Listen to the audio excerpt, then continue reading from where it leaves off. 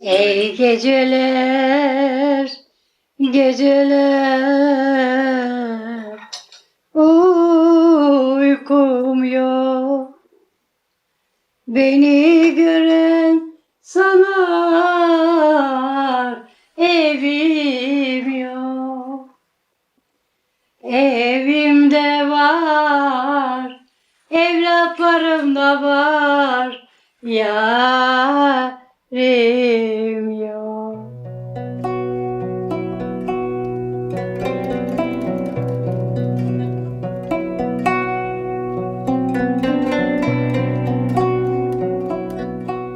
Benim doğmam kopmam buradan. Ama yakınlarımız gelmiş köylerden. Konudan komşudan öğrendik biz bunları. Yapma, onlardan daha fazlasını çıkardık. Görüyoruz yapıyor insancıklar. Komşu gelinleri geldi. Aldık biz de yapıyoruz. Öyle iş büyüyor. Sonra ben evlendim gittim Kırcalı köylerinde.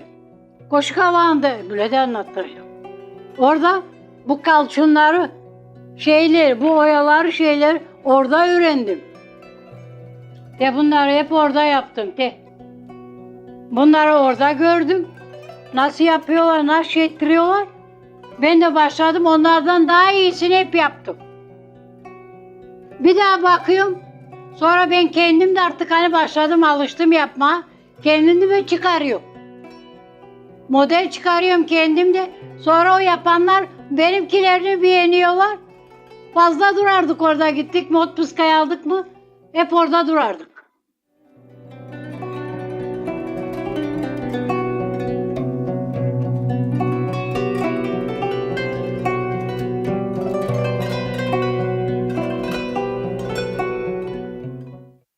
Giderdik orada iş yapma. Tütün toplardık. Her şeyi yapardık. Tarlaya giderdim.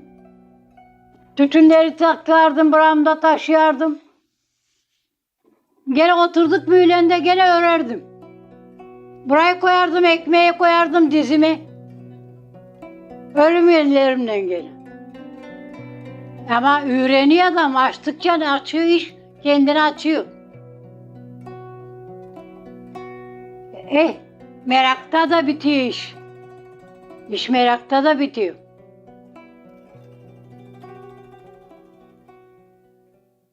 Küçük yaştan aldım sazı elime, dertli de dertli vurdum sazın teline, teline Allah. Ben bu yerden çok çektim de eyvah, eyvah, eyvah ana.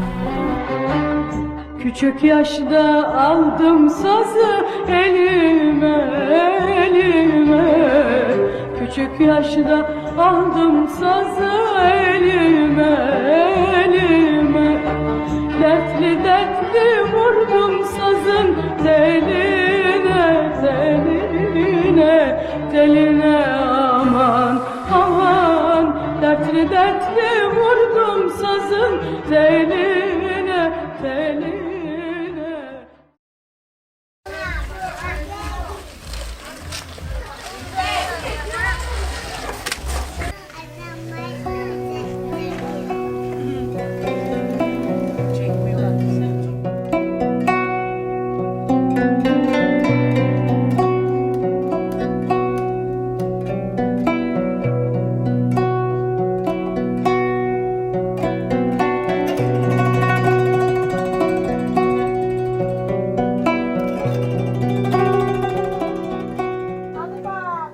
Gebeydim, babam örüldü kızanla bagaj. Onun var idi bebesi artıkını. Bebe bagajçıkları. Ben de istedim. Dedim ben de isteyeyim öreyim kızanıma. Oturdum bile babamın yanısına. Azar öğrendim ondan her şey ama bilmezdim yapma şeyleri buraları. yanları hem yakaları. Sonra nenecikler örürdü. Ben gidiyorum oturuyorum onların yanında. Bakırdım hep nasıl oluyor, nasıl gidiyor. Böylelikle öğrendim. Mahalleden bayağı insancık bile geliyor. Kim istiyor ördürmeye. Geliyorlar, ördürtüyorlar. Yelek yaptırıyorlar. Kançu yaptırıyorlar. Mahalleden kıra geliyor, insanlar yaptırıyor. Kim ne istiyor nikah ördürmeye alıyorlar prejdaları getiriyorlar. Ben veriyorlar porçikaları ben yapayım geliyorlar alıyorlar onlar. İnançı çok güzel bir sanat, kolay. Vardırdılar önümde kim hani istiyor örsün bu sanatı alsın onlar da. Çok çabuk alışıyorlar. Komşularım da var örüyor, onlara da gidiyorlar. Dünürlerim var örüyorlar, onlara da gidiyorlar. Kimde yer var isaydı, hangimizde yer var ise.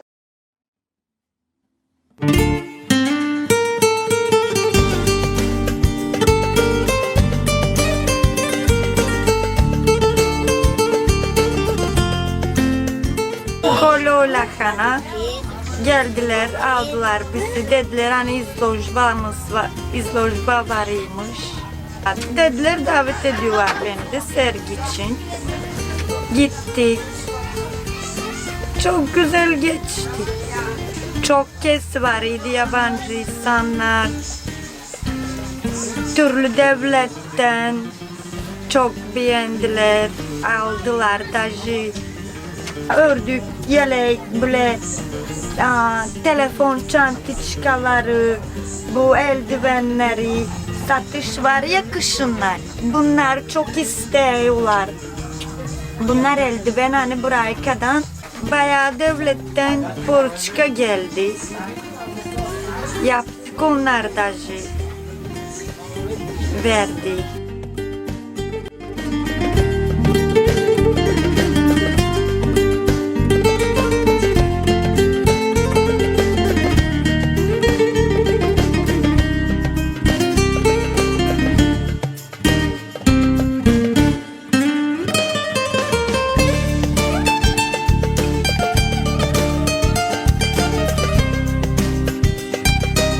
Kirada oturardık, geldiler ısvalama arkada. Ama bu kolu lahana kızanlarım gördüler onları. Ben de onların yanında ısvalardık bütün mahalle bile kızanlarla. Böyle çok sıcaktı hava. Davet ettik onlar bize birazcık serinlesinler, naşatırlar. Böylelikle tanıştık onlarla. Ahbap olduk, şimdi şeflerim de oldular.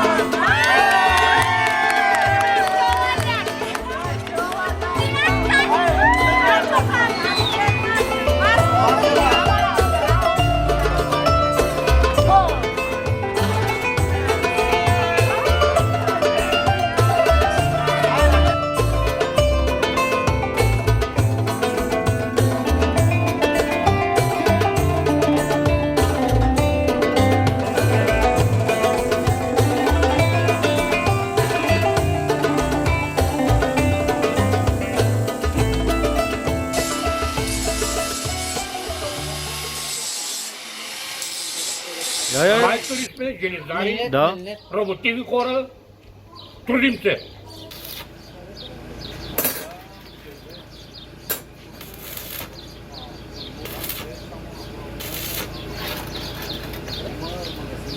Дядото ми беше ковач. Налбан беше. Значи, каквото фащаше на очака, това го правеше. От поколението вече, разбираш, тя така. После баща ми почна да работи. И покрай тях вече ние се научаваме занят. Че този занят ни остана от дядовците вече. И se работи. Şimdi biz küçükten servis bu zanaat. Bak benim çocuk 11 yaşında şimdi başlıyor artık zanaatı sevmeye. Alıyor sabah kalsın çekişle vuruyor, doğrultturuyor, şey ettiriyor. Her şey yapıyor, boyayıyor. Çünkü bizim kanımızda o. Servis zanaatı hani alın terinden çalışıyoruz, kazanıyoruz var.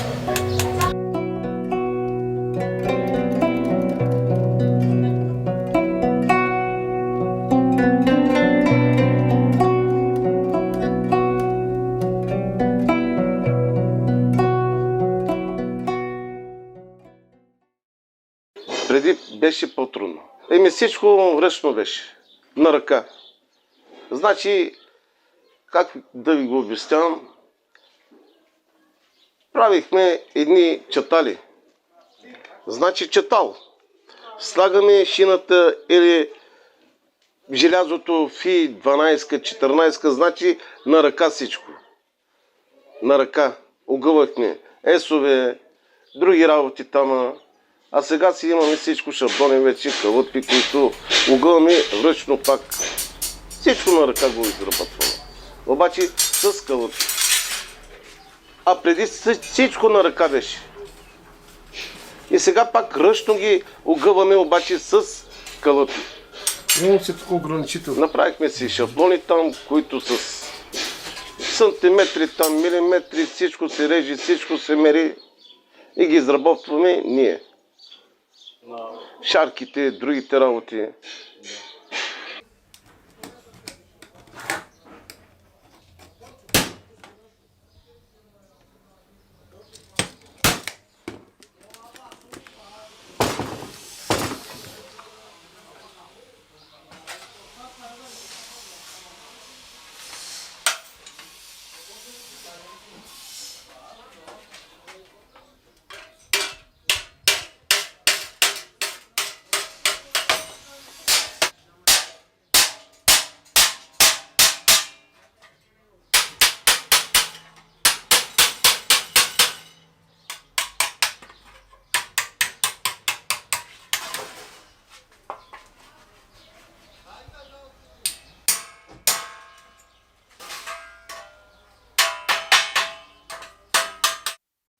Всичко на ръка ги изработваме, обаче малко трудно да.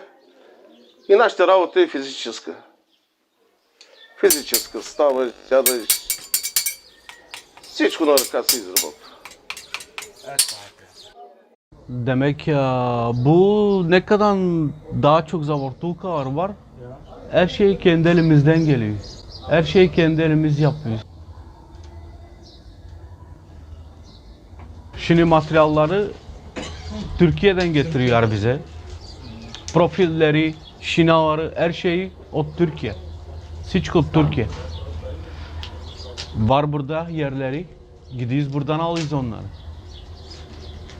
Gidiyoruz alıyoruz onları и başlıyoruz artık.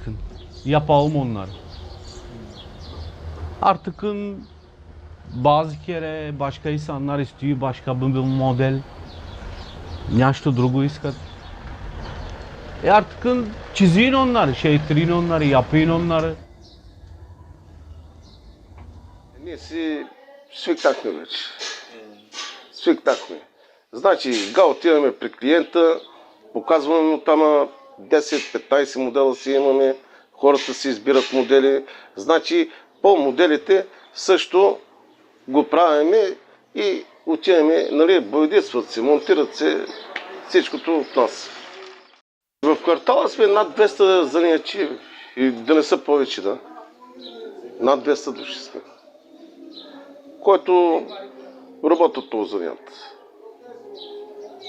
Ние сме тук, почти семейство сме. Значи, другия ми е Чичо, другия ми е братовчеда, със сина си. Имат чираци, идват, плаща им хубава надница, който влиза цигарите, яденото от нас. Да. И те да са доволни, и ние да сме доволни. Плюс това занят им даваме. И работят си момчетата. Давай.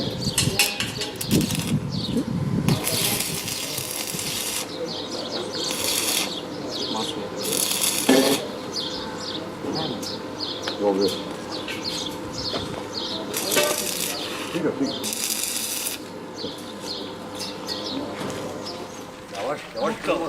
Не.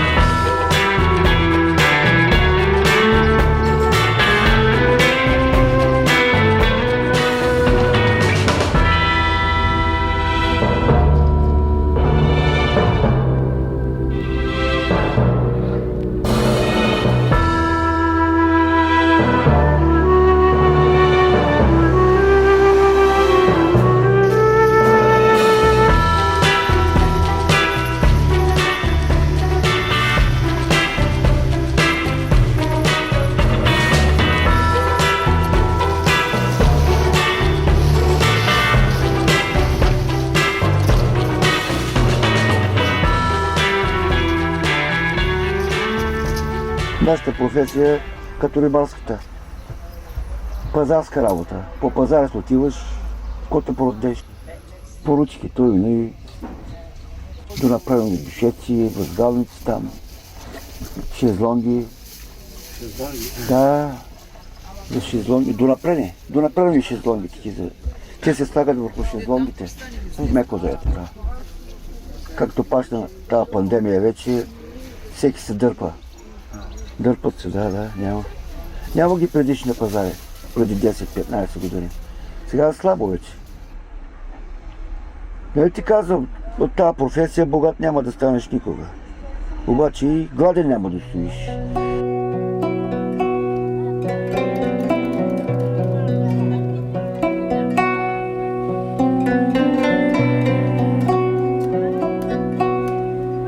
В година вече почнахме бизнес да правим. Куфарна търговия. Продавах авточасти. След време тия части вече, тия лади москвичи свършиха. И си почнах старата професия. Пак душеците. Върнем лента назад.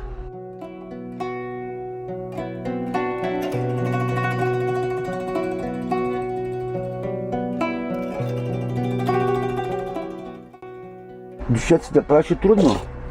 Играеш с игла.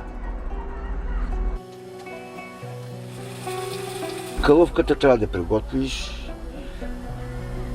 Ватата трябва да приготвиш. Пълнене, шиене пак, да се тупа, да се ровни. И почет пъче да слага с копчета. Той, докато стане.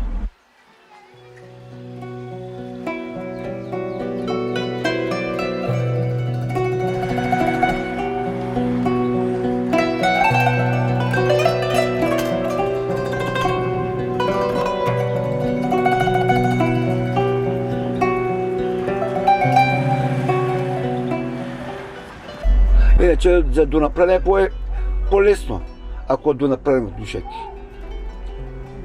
Само шиеш кълъвката и го вкарваш. Един сип и готов. Обаче дюшека е повече работа има. И жената помага, тя работи. И двамата си помагаме взаимно. Той сам не може тази работа. Тя шие кълъвки там, чершафи и такива работи. Аз ако дойда от пазара, тя ми е приготвила кълъвки, малъвки, такива работи. Пълна душа, ти шия. И това е.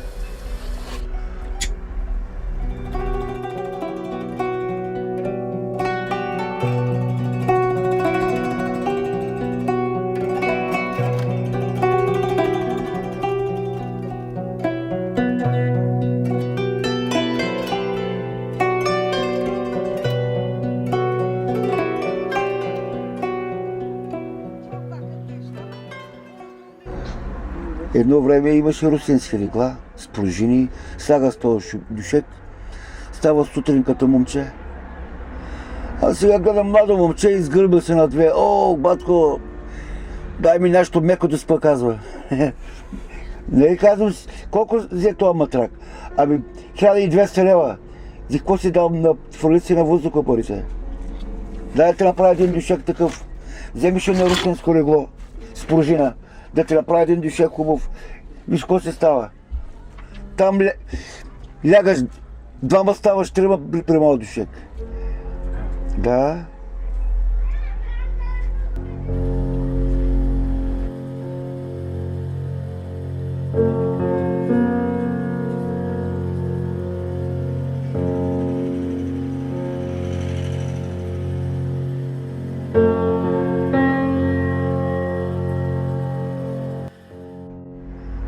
Той трябва да имаш и нюх към тази работа.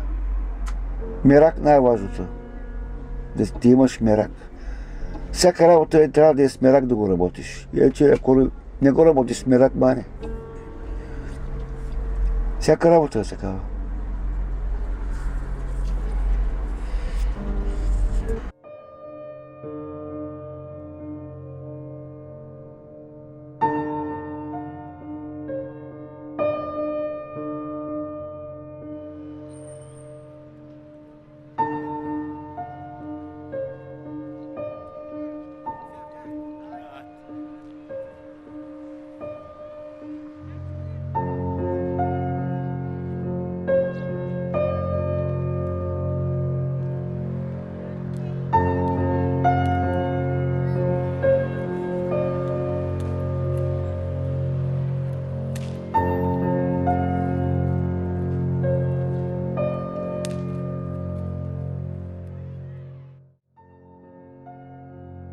Bizim Yeniköy'de zaten ana dili Türkçe.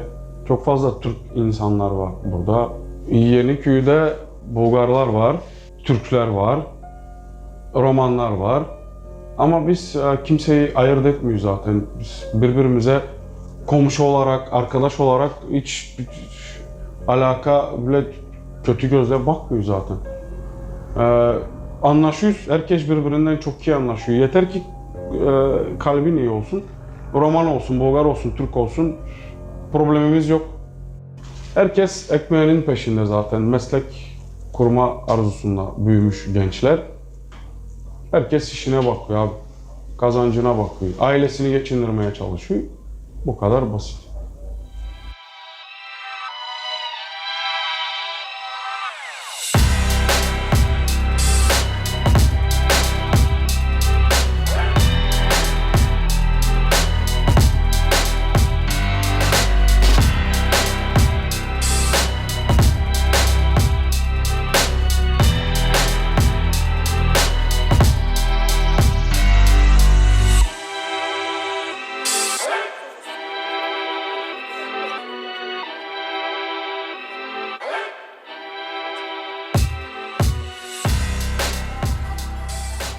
Berberlik konusu zaten hobi gibi başladı. Benim rahmetli dedem, Sabri dedem berberdi. Bir zamanlar onlar eski makinelerle çalışırdı, böyle elinde sıkılırdı o makineler. Onlarla çalışırlar. Annemin babası da mezar ustası. Hani bizim dilce Bulgar dilinde kamunodeles diyorlar.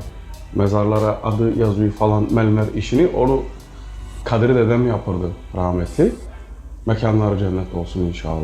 Rahmetli dedem damadını demek işe alıyor kabristana.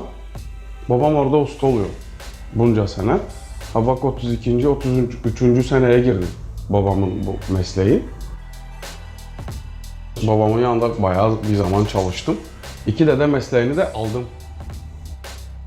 Babam dedi ki Sabri sen istersen bu işe bir tutun birkaç sene evvel. Çünkü görüyor ben her zaman arkadaşları tıraş ediyorum falan. Onları tıraş ederken babam gördü işin kalitesini, sen diyor zaten bu işi becerebiliyorsun. Bence bu işi sen bir kur dedi. Yani baba tavsiyesinden. Bir tutunayım dedim zaten. Sağ olsunlar anam falan, eşim olsun her zaman destek oldular zaten bu işe. Çünkü güveniyorlardı. Sevdiğim işte zaten. Hep destek oldular zaten. Allah razı olsun. Hepsi arkamdaydı.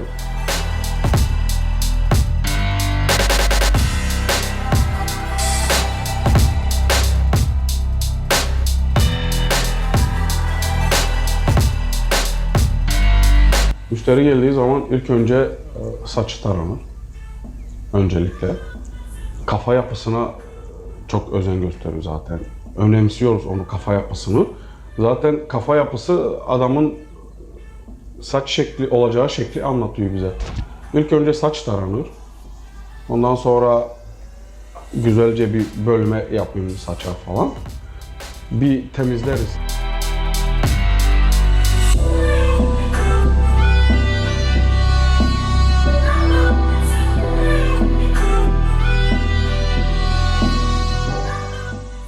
Bir özen gösteriyorum zaten. İşe bir özen gösteriyorum. Müşteriye ilgi olsun. Temizlik dediğimiz gibi olsun. Ve adamın saç kesimine göre kalitesini yüzüne oturtturmak. Mesela bunlar benim için çok önemli. Bazen sen bu işte müşteriyi dinlemiyorsun bile. Adam sana bir şey veriyor, bir akıl veriyor. Mesela benim saçım böyle kes. Sen onun dediğini de yapıyorsun ama kendinden de biraz katıyorsun. O arada müşteriyi dinlemiyorsun gibi çok fazla oluyor. Kendinden kattığın için. Sonra tıraşı gösterdiğin zaman ha diyor işte bu. Ama sen kendinden katmışsın. Tam onun dediği şekilde gitmemişsin. Adamı memnun ettin. Tertemiz, güzel bir şekilde uğurladın. Bizim amacımız bu zaten. Ondan bir eyvallah aldığımız zaman biz işimize daha da fazla bağlanıyoruz zaten. Bütün İş burada. Temiz ve kalite. Önemli.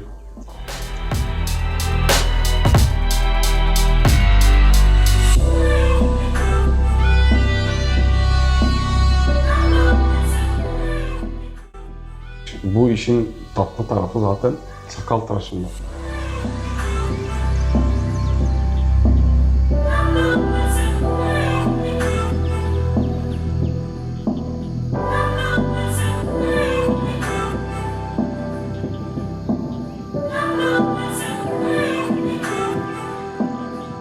Bunu sürdüğün zaman o zevki mesela berber alması lazım. O zevk tatlı bir zevk. Sabunu sürürken adamın sakalını yumuşatırken falan ayrı bir zevki var onun. Berber mesleğinde sakal tıraşının ayrı bir mesleği var. Tadı var. Onu demek istiyorum.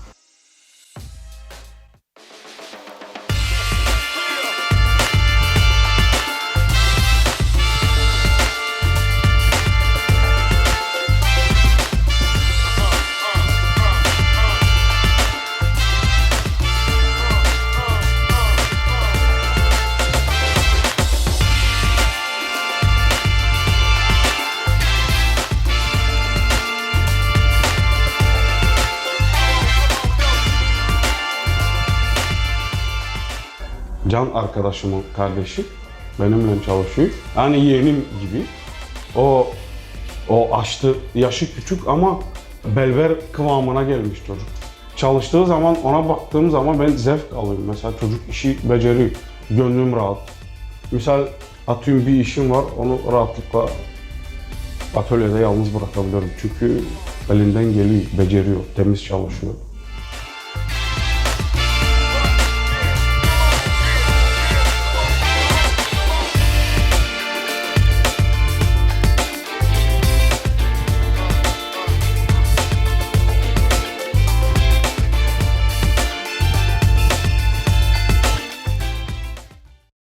son zamanda çoğunlukla berberliğe yöneldiler herkes.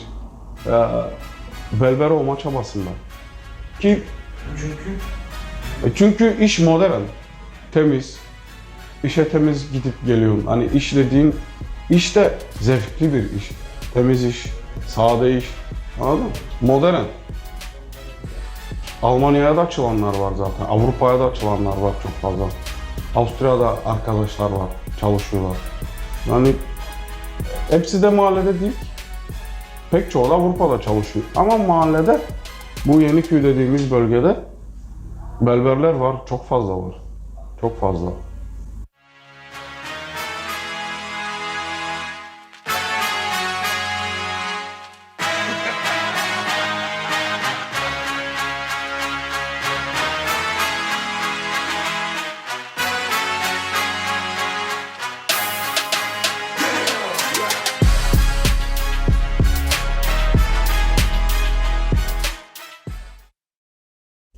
İnşallah benim oğlan da Allah'ın izniyle bu iki mesleği de yapar.